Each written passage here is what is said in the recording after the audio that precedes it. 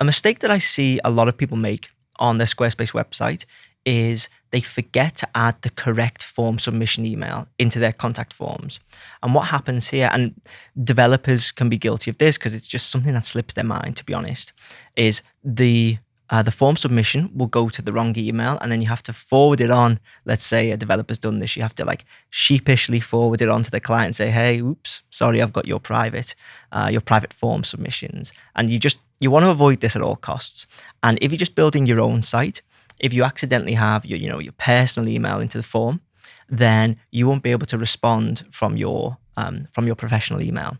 So we want to do away with this. We don't want to have to navigate that situation, and it's really, really simple to change. So I'll show you how to do it now. On our site here, you'll see that I'm in Pages. So let's just head back here.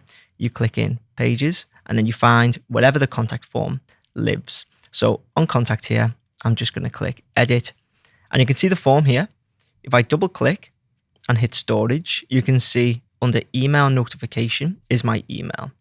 Now, if I was building on my personal email, so if my Squarespace account had my personal email on, it would automatically populate it in here. What we want to do is override it. So obviously my correct one is in now, but let's just imagine I have my personal.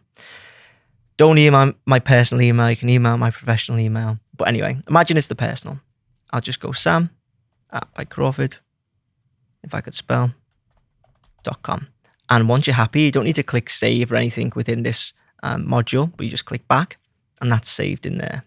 Once you come out, you just exit your window. And if we go back in and just click edit, we'll just double check. You can see here the correct email is now added in. So hopefully you found that useful. If you did, please make sure to leave a like and hit subscribe. And if you want me to build your Squarespace website, you can get in touch using the links in the description.